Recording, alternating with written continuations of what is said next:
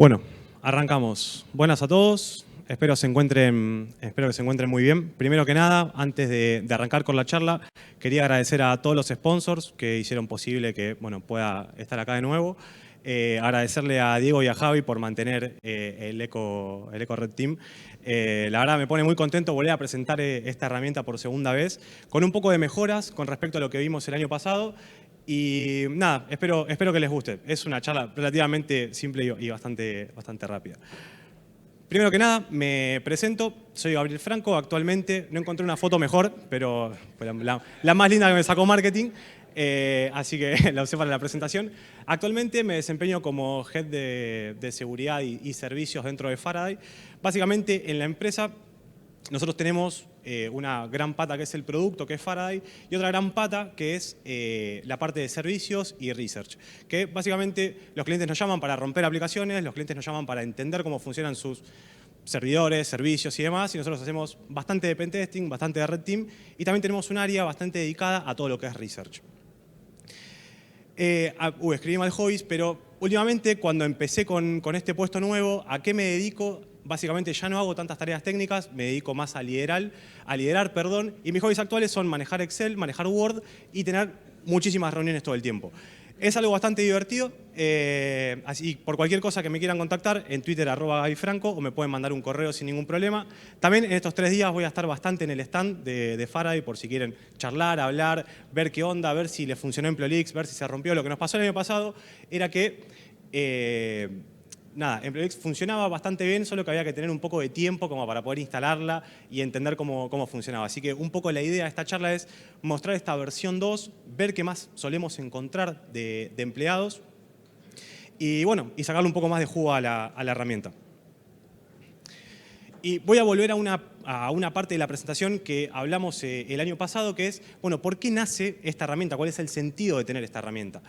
Nos dimos cuenta que en muchos ejercicios de Red Team o cada vez que nos contrataba alguna empresa y teníamos que partir de la base solo del nombre de la empresa, seguíamos, no solo nosotros, sino que muchas empresas seguían una metodología bastante interesante que es bastante simple y straightforward, por así decir. Buscamos primero a la empresa en fuentes abiertas, en cualquier tipo de red, con cualquier tipo de buscador y empezamos a recolectar un poco de información. Después, donde solemos tratar de pegar al principio es en la información de empleados. Básicamente lo que tratamos de hacer acá es sacar un listado de los empleados que trabajan en esa empresa, tratar de pensar, por ejemplo, contraseñas simples o comunes que suelen llegar a tener, las asociamos a sus mail corporativos o a las cuentas que fuimos encontrando por internet y hacemos un ataque de algo que se llama password spraying. Este ataque de password spraying es muy simple, por lo menos acá también en Latinoamérica, que es vamos a pensar una contraseña que sea relativamente simple para que esa persona acceda a sus servicios, tanto personales como corporativos. Empezando a hacer números y viendo lo que encontrábamos en diferentes proyectos, nos dimos cuenta de que en Latinoamérica y muchas personas que capaz que también estamos acá, lo que pensamos en una contraseña simple es la primera letra mayúscula, el resto todo minúscula, metemos un número y metemos un carácter especial que el 80% de las veces suele ser el signo de exclamación. Entonces, eso nos había dado buenos resultados, habíamos encontrado bastantes accesos a diferentes empresas. Dijimos, las herramientas que hoy en día están en el mercado o que son gratis o que las podemos scriptear nosotros, tienen bastantes falencias. Y voy a poner un ejemplo, por poner un ejemplo de cualquier herramienta.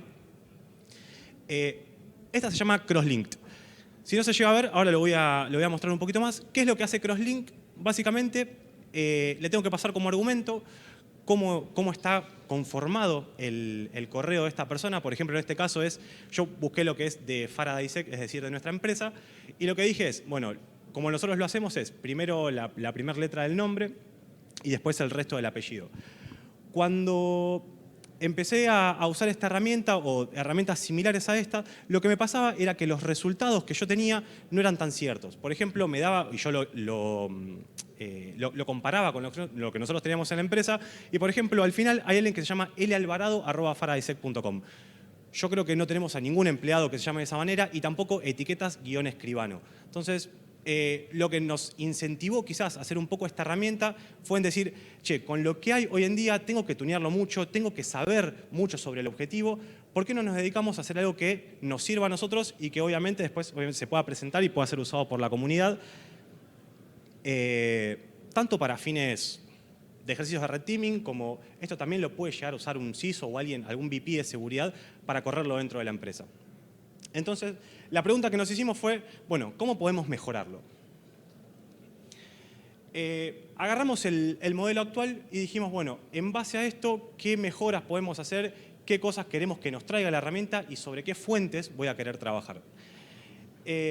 Seguimos diseñando este modelo en base a una cadena de información y siempre vamos a partir del mismo valor, que es el nombre de la compañía. A partir de eso es donde se empiezan a abrir las diferentes partes y acá empiezan a salir mejoras en la versión anterior, que es, bueno, a partir del nombre de la compañía voy a empezar a buscar información de los empleados. ¿Qué es lo que voy a usar o qué es lo que usa muchas de las empresas para tener información de sus empleados? Es LinkedIn. Entonces, lo que tratamos de hacer fue primero un simple scraper de LinkedIn de decir, bueno, con toda la información que la gente sube, ¿hasta dónde puedo llegar? ¿Qué puedo ver? ¿Hasta qué punto podría yo llegar? Y ahí lo empezamos a separar. Hasta el año pasado, esta parte solo quedaba con los mails personales. Esto era algo que muchas herramientas no solían dar y que no lo solíamos encontrar. Y siempre se dedicaba a la parte corporativa de los correos. Entonces, en la primera versión yo agarraba los correos personales y buscaba en diferentes fuentes y en diferentes lugares a ver qué contraseñas o qué secretos se habían liqueado de esas personas. Este año dijimos, che, sabemos que con la parte personal tenemos un tope, ya llegamos a ese tope, ¿hasta dónde podemos llegar si empezamos a tratar de buscar los correos personales? Y vuelvo a lo que había dicho antes, que muchas herramientas sí o sí te piden que vos hagas la nomenclatura. Si empieza con, si es todo el nombre, si es el apellido, si es nombre punto apellido. Dijimos, ¿cuántas variantes existen hoy en día? Existen 4. Nombre punto apellido, nombre punto la inicial del apellido. Y dijimos, vamos a hacer una especie de fuerza bruta rápida y mostrarle eso al cliente que esté usando esto de EmployLeaks y vamos a buscar a través de esas cuentas también secretos públicos. Porque ¿qué pasaba? En la primera versión, cuando nos quedábamos solo con lo personal, estábamos dejando afuera bastante del mundo corporativo. Y mucha de la gente suele usar sus correos corporativos para acceder a servicios que quizás no sean de la empresa. Y después, otra cosa que también metimos es, bueno, ¿qué pasa si la persona justo a la que estoy investigando es una persona que es desarrolladora? Si es desarrolladora, seguramente haya tenido permisos en Git o haya creado un Git personal y demás. Entonces, bueno, vamos a buscar si esa persona también tiene algo en Git y vamos a tratar de obtener sus secretos. Esta parte todavía no está automatizada al 100%, pero ya con saber un poco de los perfiles de las personas y lo que yo estoy buscando, voy a poder tener más información. Y las funcionalidades principales, ¿cuáles fueron en esta segunda versión? Bueno, vamos a empezar a sumar mucha más información de filtraciones. El año pasado, cuando quisimos hacer esta demo, empezamos a hablar un poco de una base muy conocida que se llama COMB, que es Collection of Multiple Breaches, una cosa así, que era una base de datos que la tenía todo el mundo, que te la podías descargar desde Softonic, desde cualquier lado que vos quieras, lo podías tener. Y muchas de esas contraseñas eran recopilaciones viejas y más o menos pesaba unos 70, 80 gigas. Nosotros empezamos a buscar información quizás en otros foros, en otros lugares, y la ampliamos para la primera versión a 150 gigas. Ahora, ¿qué pasa? Este año dijimos, bueno, queremos buscar mucha más información y ¿de dónde la podemos sacar? Un secreto, que ya no va a ser tan secreto, es Telegram. Telegram es una fuente, es una mina de oro para cuando queremos buscar filtraciones o información de personas. Hay cualquier cantidad de cosas. Usamos como base también un servicio que se llama IntelX, que quizás lo conozcan. IntelX básicamente sube resultados y muestras de infecciones, stealers y demás, y te muestra solo una partecita. Si no, tenés que pagar. ¿Cuánto suele salir este servicio? Y como unos $25.000 anuales. Esto que nosotros lo estamos haciendo es grepear, entender, ver que funciona y después vamos a ver un par de ejemplos que hayan funcionado. Con todo lo que estuvimos metiendo en la base de datos, para este año llegamos a 720 gigas aproximadamente. Con los datos que estamos metiendo hoy en día, ya tenemos un disco casi 1 tera lleno. Y esto es de texto plano puro. Entonces, son cualquier cantidad de credenciales a lo largo del tiempo. Esta fue una de las grandes mejoras que también nos permitió a nosotros tener mucha más información. Metimos una integración nueva que es de GitHub y de Java y Bean Pound. ¿Por qué metimos esta integración de Java y Bean Pound? Esta empresa no te da información sobre la contraseña filtrada ni nada por el estilo, pero sí la API tiene mucha información. Es decir, que yo a partir de la API puedo saber en qué filtración fue, de qué año fue, qué otros datos de la persona o de ese correo o en qué otros lugares también se pudo haber liqueado. Creo que tengo una pequeña captura, no sé si se llega a ver bien, pero yo solo pegándole a la API y haciendo una petición solo con el correo de la persona, puedo saber si se ha liqueado una contraseña, si se ha liqueado un nombre de usuario, algún que otro dato personal, si esa cuenta sigue estando activa y mucha información que me da Javi Beanpound por nada más que $2.99. Y obviamente, lo que había hablado antes, lo de GitHub, es nada, lo que quiero ver son justamente secretos o a partir de los repositorios de esas personas que son desarrolladoras en una empresa. Y acá es un poco de lo que le hablaba de esta nueva funcionalidad, que es básicamente la creación de correos corporativos. Nosotros nos concentramos en estos 4, ¿y por qué con estos 4? Habíamos hecho primero bastantes variaciones o mutaciones, pero nos dimos cuenta que con esto ya estábamos cubriendo un gran espacio de trabajo. Así es como se ve hoy en día con un solo correo.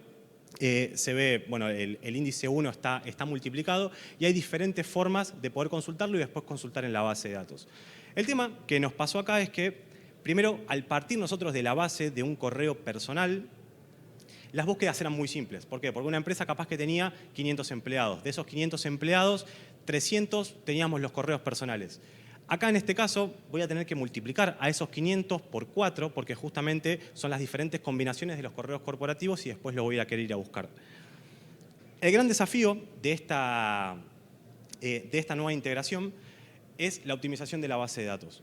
Acá hubo una tarea bastante copada que fue de, bueno, agarrar los millones y millones de datos, tratar de indexar de la mejor manera las búsquedas y poder obtener resultados. Por ejemplo, en este caso yo lo hice de un correo en particular, que es uno mío viejo, para ver cuánto tardaba. Y encontramos que para hacer esta coincidencia simple tardó 24 milisegundos. Imagínense si esto lo escalo, los tiempos igualmente siguen siendo bastante rápidos. Así que esto fue bastante interesante. A modo de hablar un poco del modelo interno de EmployLeaks, es una herramienta muy básica que el uso es simple, que lo único que tengo que hacer es, bueno, descargarme justamente EmployLeaks, ordenar un poco la base de datos, que nosotros damos unos tips de cómo indexarla de la mejor manera y después rellenarla de información. Nosotros hasta hace un tiempo teníamos publicado quizás algunas filtraciones, pero entendemos que por derechos de seguridad no está bien hacer eso, así que nada, por cualquier cosa les podemos dar una mano como dice allá abajo el texto. ¿Cuál es la finalidad también un poco de usar esta herramienta? Es el tema de la reutilización de herramientas. Yo quizás la contraseña que encuentre no la pueda llegar a usar en la cuenta de la persona, pero si por ejemplo se filtran 2 o 3 contraseñas, puedo entender cómo esa persona trata de pensar sus contraseñas, ve sus contraseñas y después lo puedo usar en diferentes servicios. Es un poco eso la idea de EmployLeaks. Así que, si les parece, vamos a ver a EmployLeaks en funcionamiento. Se ve, perfecto.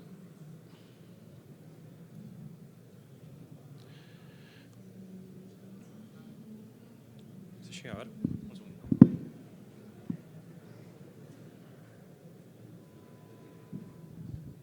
Lo primero que es para usar en EmployLeaks, obviamente tengo que tener una base de datos cargada con toda esta información y ya indexada para que el motor lo pueda traer.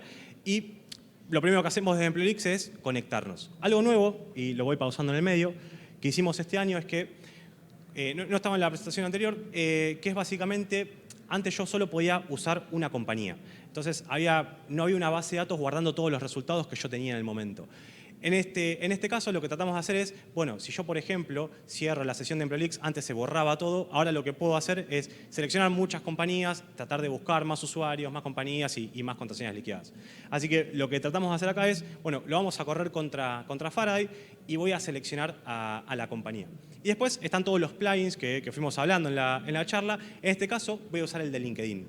Y acá nos pasó también algo bastante interesante con respecto a la versión del año pasado.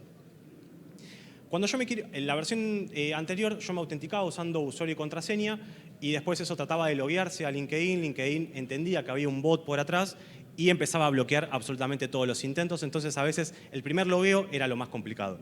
Lo que hicimos acá es cambiarlo y decir que vamos a usar 2 variables. O sea, primero me tengo que loguear en un navegador y voy a capturar el JSession ID, que es la cookie de sesión que mantiene LinkedIn. Algo interesante es que por más de que yo cierre esa sesión, ese JSession ID sigue funcionando eternamente. Y después un parámetro que a día de hoy, y ya han pasado 2 años de la primera versión de la herramienta, no sabemos para qué sirve, pero es fundamental que se use, que es el comando liat. No sabemos si es una cookie de tracking o algo por el estilo que también hace que se mantenga viva la sesión, porque no es un caso común de cross request forgery, porque nada, es el mismo valor para la sesión durante tiempo indefinido. Así que lo que estábamos haciendo acá era ir al navegador, copiar, pegar, y ahí ya ya podríamos empezar a usarlo. Una vez que corremos el run impersonate, ahí la aplicación, EmployLeaks, ya se va a autenticar a LinkedIn y va a empezar con todo lo que es el scrapeo. Lo único que le tengo que pasar como argumento es el nombre de la compañía y si, por ejemplo, conozco cuál es el dominio final o cómo terminan los correos, se lo paso con, en este caso, faraisec.com. A medida que la herramienta va corriendo, empieza a traer información sobre ese empleado y qué otra información se puede parsear desde LinkedIn. Y ahí empieza toda la parte de recolección. Voy a adelantar esta parte porque obviamente es la parte que obviamente más tarda.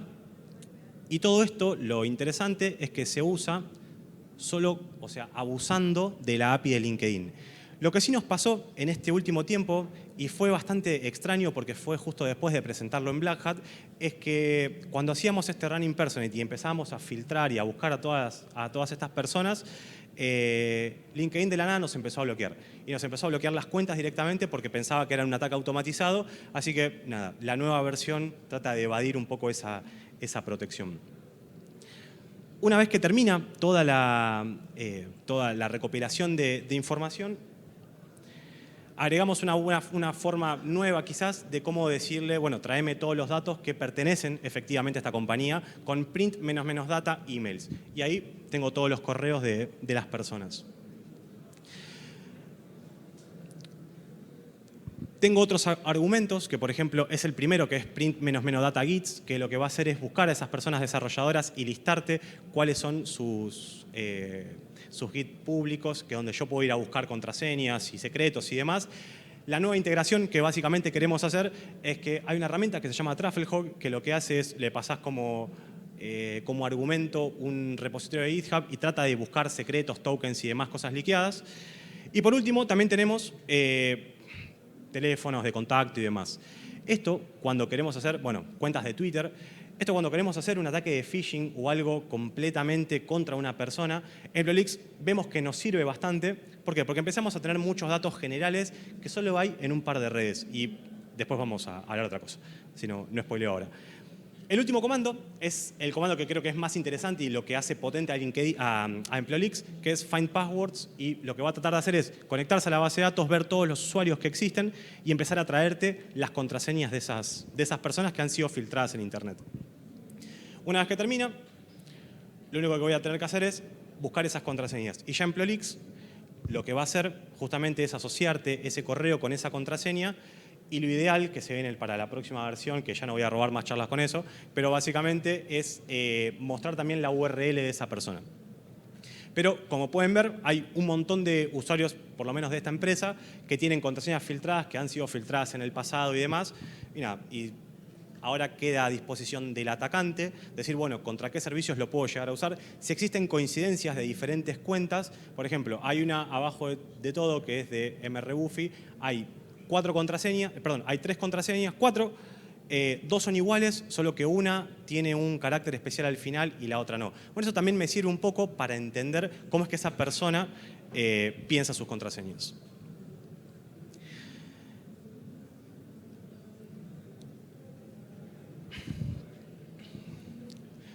¿Qué es lo que estamos tratando de mejorar? Estamos con 3 cosas que parecen bastante interesantes y que nos pueden dar bastante más datos. La primera es una integración con una herramienta pública que se llama Spiderfoot, que lo que hace es, a partir de un correo, a partir de un número de teléfono o cualquier tipo de dato que pueda representar una persona, trata de buscarlo en muchísimas fuentes. Entonces, eso también nos ayudaría a buscar información y a entender más información sobre una persona. El punto más difícil es el de crear un custom wrapper. En esto, ¿qué queremos hacer? Ahora les voy a mostrar cómo es que se ven algunos de los datos de las nuevas filtraciones. La idea sería, nada, una vez que tengo una URL, tratar de parsear la información que existe de esa persona y tratar de autenticarme y ver si ese dato es verdadero o no. La parte de reporting, que es lo que más odiamos y lo que estamos pateando del año pasado. Y bueno, otras integraciones simples, como puede ser, por ejemplo, Mozilla Monitor. Estos son datos de cómo a veces nosotros lo podemos ver en texto plano antes de llevarlo a la base de datos. El punto principal acá, y que es lo que queremos meter en estas filtraciones nuevas, es justamente la parte de la URL. ¿Por qué? Porque va a ser mucho más fácil ir a confirmar esa contraseña. Spiderfoot, ¿para qué? Y por si no la conocen, es una herramienta súper potente, es gratuita, se la descargan de Git y con Docker ya empieza a correr rapidísimo. Que básicamente yo acá puse un correo mío, que era pato.94, y habían cuentas con un nickname que yo usaba cuando era muy chico, que era Gabonsky, y me los encontró estos tres. Así que nada, es una herramienta bastante interesante para sumar información. Y por último, integraciones con otras fuentes, lo que nos suele pasar en este caso es que las integraciones suelen ser bastante caras. Por ejemplo, el primer caso es LeakCheck.io y sale más o menos una cuenta corporativa por mes entre 200 y 250 euros. Es bastante caro. Y después Mozilla Monitor, que acá no te dice la contraseña, es muy parecido a Java y Bean Pound, pero sí te da un poco de información de qué filtraciones pudo haber habido. Y ahora, para terminar un poco con la charla, ¿qué tan confiable es la información que tenemos ahora? Bueno, nos pusimos a ver qué servicios y qué usuarios y contraseñas habían y los pudimos loguear, por ejemplo, en una cuenta y administrar facturas digitales de una persona y hacer débitos automáticos y demás. Meternos en cuentas de personas, en billeteras virtuales y demás. Y lo más importante, si no quieren pagar Spotify, también lo pueden buscar ahí. Y encontramos 9.233 resultados. O sea, hay información por todos lados. Hay cuentas de PlayStation, hay cuentas de lo que sea. Por último, y para ir cerrando, voy a poner una recomendación final. ¿Cuál es la mitigación para esto? Usen doble factor de autenticación. Si se filtra la contraseña en algún lado, tienen un doble factor, es mucho más difícil que puedan acceder a tus datos. Muchas gracias por el tiempo.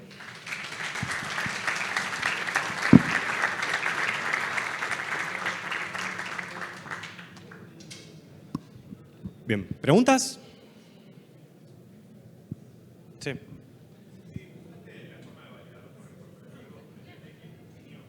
Bueno, lo había pensado, porque dije, ¿cómo puedo hacer para validarlo más fácil sin tener que recorrer toda la base de datos? Y lo que pasaba es que tendríamos que agregar un módulo más a EmployLeaks, que lo que haga es, bueno, a partir del dominio, ir a buscar subdominios nuevos, ver si existe algo de correo, y si existe eso del correo, lo valido contra el servidor de MX. Lo había pensado, pero vi que muchas herramientas ni siquiera se metían en ese terreno.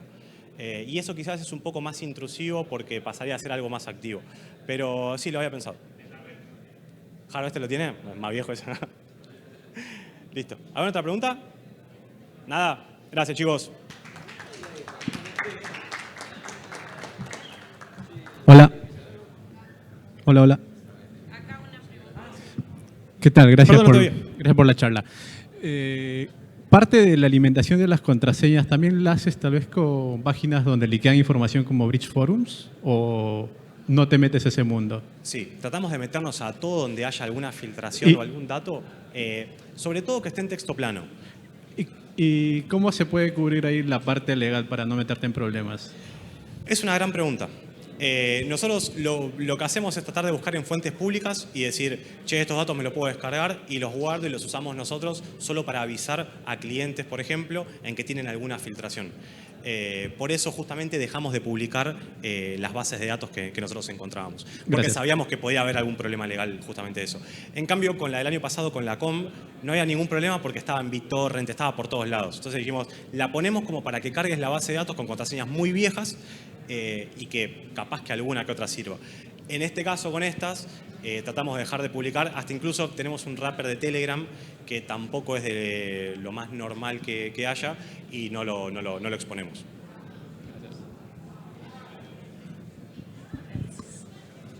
¿Alguna otra pregunta más?